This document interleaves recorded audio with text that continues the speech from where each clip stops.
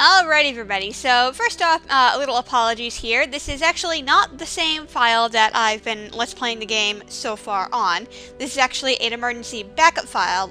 When I recorded the last episode, I ran into a little problem, and at the end, my commentary file got completely messed up and never saved. And unfortunately, due to the game's autosave feature, the chapter I'm going to do now is already completed on the main file. So this is a separate one. So you might notice some little inconsistencies in the studs and everything here, but functionally, it's pretty much almost the same file, just not 100% exact. But for all intents and purposes, it is. We'll resume the next file next time. So apologies for that. So anyway, now we're going to start the free play in the hub world everythings and all that stuff. Now, if you didn't watch the last episode of Lego City / Lego Middle Earth, I have already gone out of my way to purchase the Berserker character down over here, who is available after completing Helm's Deep and is in the Helm's Deep area for 200,000 studs. You will need explosives in order to do some of this stuff, and we will not have access to Mithril fireworks for quite some time because of the order I'm doing things, which is your only other alternative. So without further ado, let's open our map. You can actually warp directly to any story from the map, which is really awesome. You don't need to walk there or anything like that, and with the map stones as well, teleporting around the hub world is actually pretty easy, which is awesome. So we have several objectives we need to complete in free play. We're going to start with the prologue, obviously. We're going to go pretty much around in order, hopping between levels in the hub world, pretty much mostly as the narrative follows. There may be some slight differences. But anyway, we need to finish our True Adventure meter, collect all 10 Minikits, collect 3 treasures, and the Blacksmith blueprint. Now, in some of the chapters already, I have already completed the True Adventure, this being one of them. So once you unlock it, you will not have to do it again, which is pretty awesome. So once we click on it, now we can go to story or free play. Now, free play will automatically still play the cutscenes, which I will be editing out because we don't need to watch them again.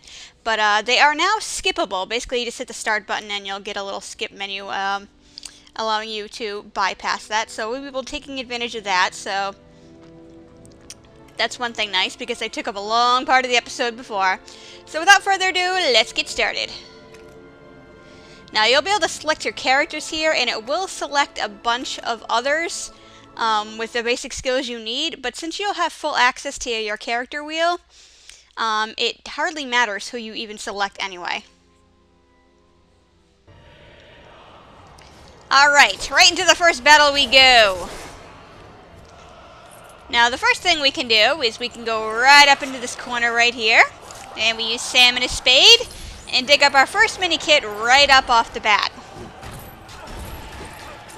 Now we're actually going to take care of these mooks first off and progress to the next area, but you will see a bunch of targets in the background. There's 3 of them, and we can shoot all 3 of those with Legolas. So you need to actually be pretty much close to the perimeter to actually be able to target it, but I'm actually going to wait until the next phase of sequence to be able to do that because it's a little bit easier then.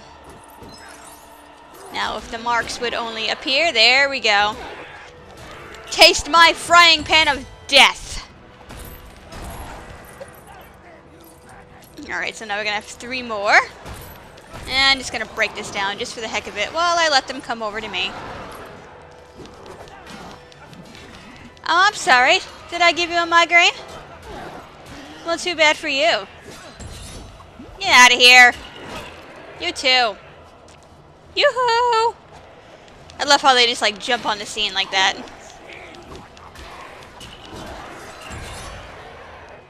And now I just wait for the 3rd one to come out. There we go. He just leaps over everybody. Alright, so now that we've completed that, the next phase is going to start in a second. And we're going to get the Morgul box spewed down here. But at least this time the marks are actually going to sit on there and wait for us, which is why it's a little bit easier to wait until this part in order to shoot the targets, because there's less things trying to kill you on the ground. Excuse me, I would like to shoot you. That was embarrassing. But I do want one of my studs back, thank you. Alright. Yeah, excuse me, thank you. Alright, so this too. Part of the problem is I'm also on the edge of the screen here, and I'm getting pushed off, which is the death zone. So that was not cool. Alright. So shoot the third one, that will automatically give us the next one. Now we're gonna need somebody who has our shiny glow-in-the-dark sword in order to break these. Except now we have more than one single character who can do that. And I just like choosing King Aragorn over here just because he's at the current moment with no other purchased characters other than the Berserker. It's just very easy to find and locate on the character grid. So that's the only reason over any others. Come down here and fight me like a man. Or orc. Or whatever is the politically correct way of saying this. Victory was near.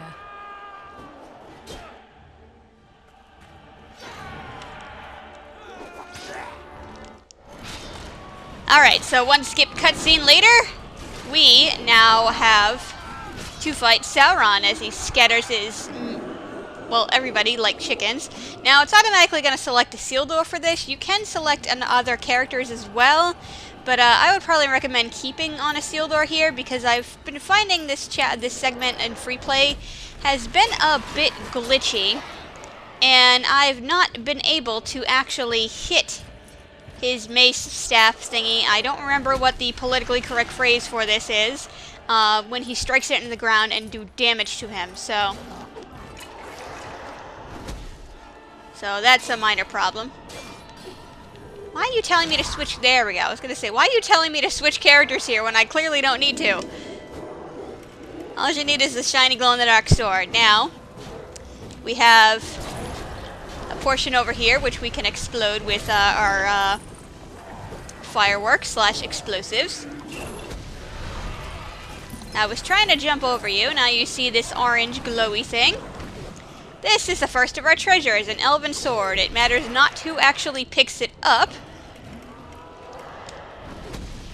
So, anybody can have it, and it will actually be added to our treasure trove once we actually complete the level, and you were not supposed to spawn on him right there. The one odd thing about this is on the character wheel, while you're actually... Yeah, see, suddenly I can't attack this anymore, which is very odd. It did this the last time, too, and this fight drew out for like 10 minutes because I couldn't hit the darn thing. There we go. Oh, because it selected the wrong one. But anyway, when you're actually on the character wheel, you're invincible, but as soon as you click it off, you're not anymore. So depending on where you spawn or where the enemy currently is, you might actually immediately die upon going from the menu back to the game. So just keep an eye out for that. It's kind of just a wonky thing.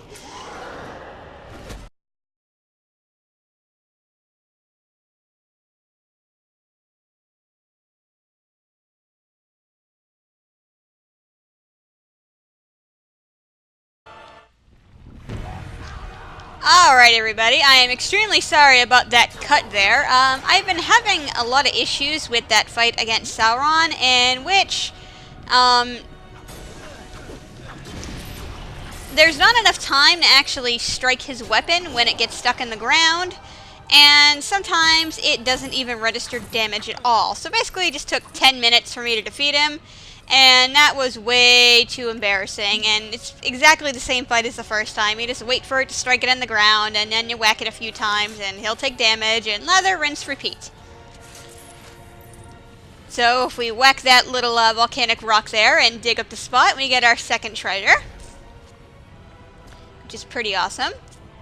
So now that I have one tall character, I want to switch my other to Gimli.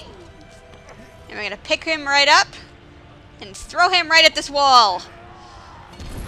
Bust that right open. And let's head on inside. Now there's actually a bunch of treasure to be found in here, so keep your eyes peeled. Some of them are easy to miss. Let's go around the edges first. And we need a strong character who can open this. And the Berserker actually will work. Any orc will work for this. Or if you have the mithril boxing gloves. So we pick that up, and that's our third and final treasure for this world. But before we keep going, we break down this door here.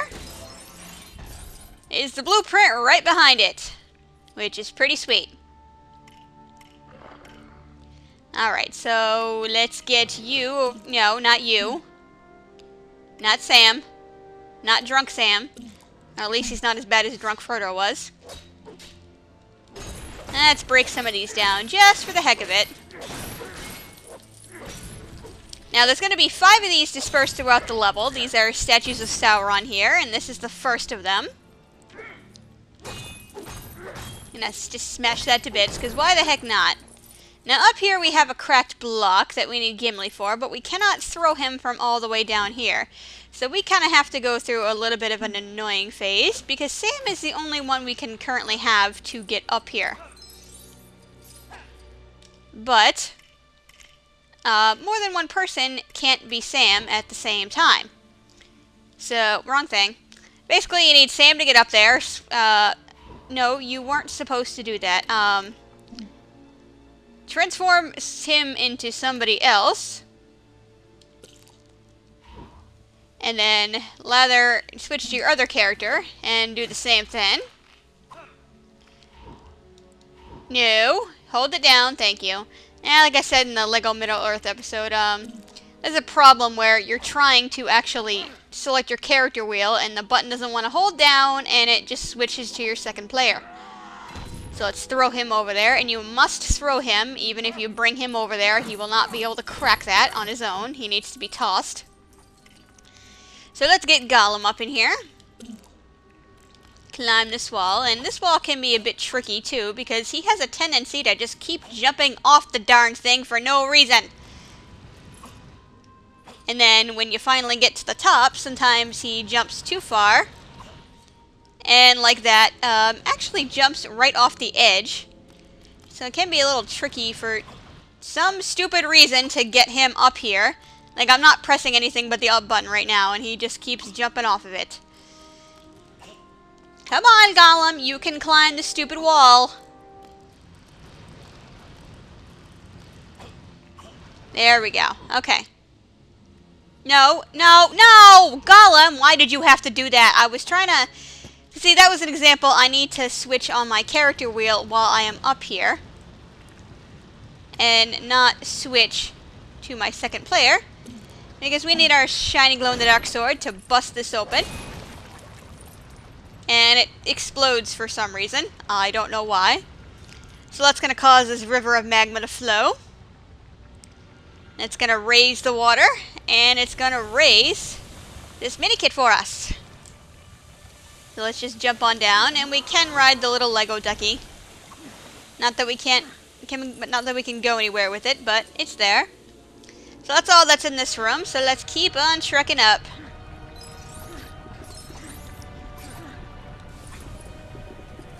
All right, jump up, jump up.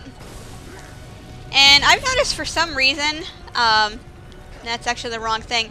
It likes to unequip this thing when you actually leave that room, and I'm not 100% sure why. This is now the 3rd time it's happened to me. It may have something to do with jumping on the Lego ducky there. I have no idea. So let's switch back to Gimli once again. Excuse me, I'm on a mission here.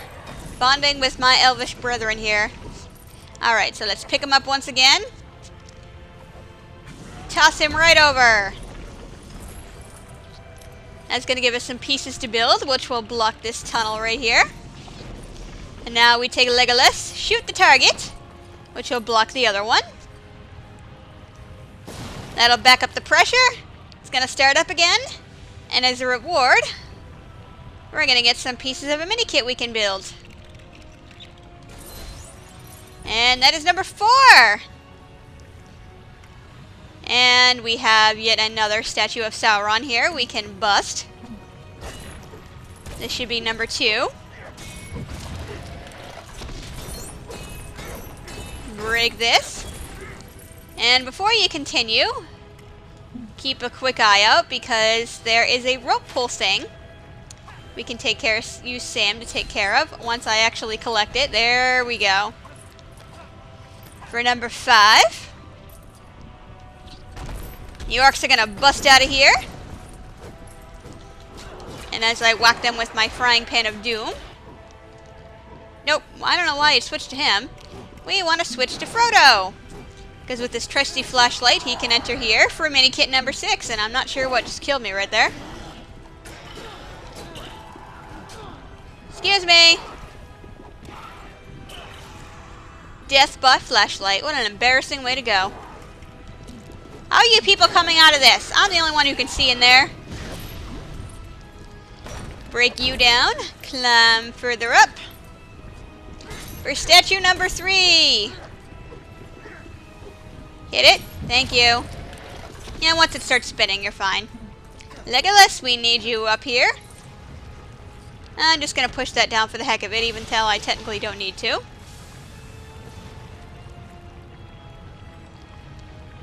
And switch back to Aragorn again. I wish the character wheel actually showed your most recently used character, so stuff like this would be easier to swap back and forth. And that's Minikit number 7, which is actually the only one you can pick up in story mode, which I deliberately skipped. Let's keep on trekking right up. Gimli has fallen behind for some reason, but it hardly matters. So let's deal with these orcs. As we hit statues number 4 and 5, which are flanking the gates right here. As we slowly take care of this guy. And once we destroy the last one, a Minikit appears right in its place. Disarm you, get you out of my way. And we have a miniature cutscene of them bursting out of the gate, but it hardly matters because they will make a quick end. So we need our berserker for this, who has, oh, Gimli, you have fallen way behind. And now it won't let me switch back to my other character. Absolutely beautiful. There we go. It actually, ever since I picked up that treasure, it actually switched back his weapons by default, but we can just select his bomb again. And blow that wide open. And I probably shouldn't have done that because Gimli's way back there. I'm going to need to select my hobbit. We have a chute that appears. Which brings us all the way up here. For a purple stud. And Minikit number 9. Now, if you have not already in story mode, if you suicide off the edges here as a Celoron, you will get a trophy for your efforts. I have already done that, so I do not need to. But in case you forgot, don't forget to do that. But we have a target up here that we can shoot down for the final Minikit in this chapter. So now we have everything, so we can finish. Cast it into the fire.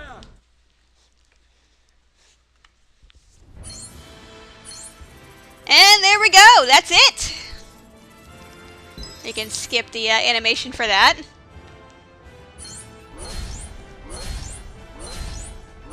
So we have all 10 pieces, we can watch this being built all at once. And it is a bust of Sauron. I don't know if you could see it because it didn't fully face back. And once you collect all 10, you will also get studs for that. And now our 3 treasures are being added to our treasure trove. For use by pretty much any character. We get our Blacksmith design, which is the Shockwave axe, which lets any character who equips it once we forge it to actually take care of the crack blocks, so we don't need Gimli, but we're not just going to forge that just yet. So for completing the 3 remaining objectives, we get more Mithril bricks. So Prologue is now 100% complete, and we will never have to do that again.